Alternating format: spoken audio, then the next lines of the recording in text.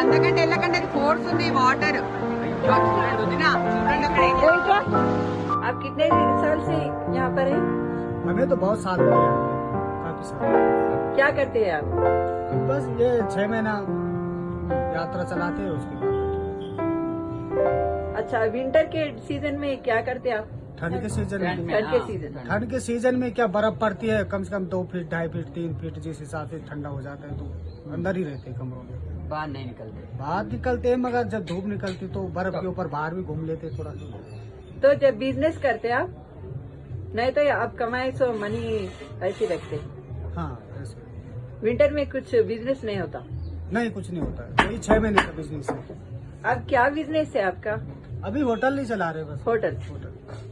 Winter में कोई नहीं आते? नहीं आते तो ऐसा 2-4 बस, और कुछ नहीं करते?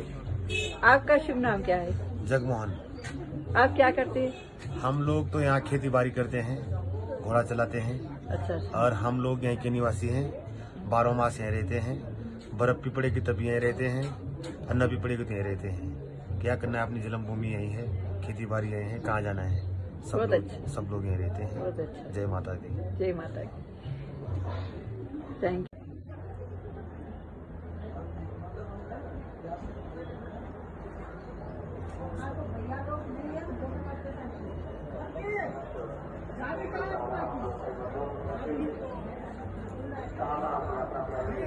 ఈ కొండలన్నీ యమునోత్రి కొండ చూడండి. ఇవి గుర్రాలు, వీటి మీద మనుషులు తీసుకెళ్తుంటారు అన్నమాట గుడి దాకా, యమునోత్రి అమ్మవారి గుడి వరకు.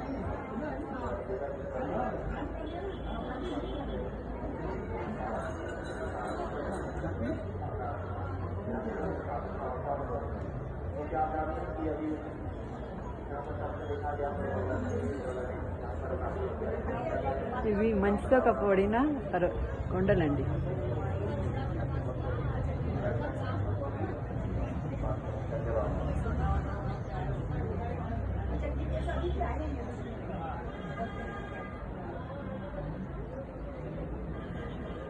ఇది అమ్మవారి గుడి.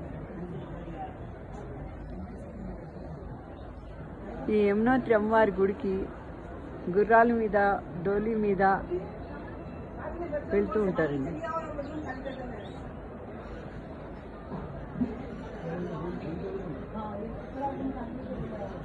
ఇలా డోలీ మీద వెళ్ళడానికి 8,000 తీసుకుంటారండి ఒక మనిషికి.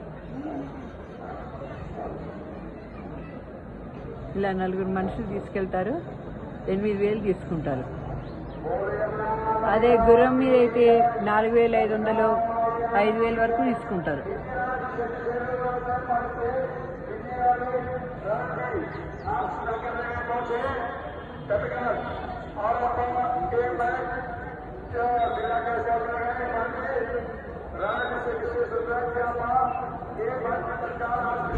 అందమైన హిమం కప్పబడిన కొండలతో ఈ యమునోత్రి ఎంతో శోభాయమానంగా ప్రజ్వలిస్తోందండి.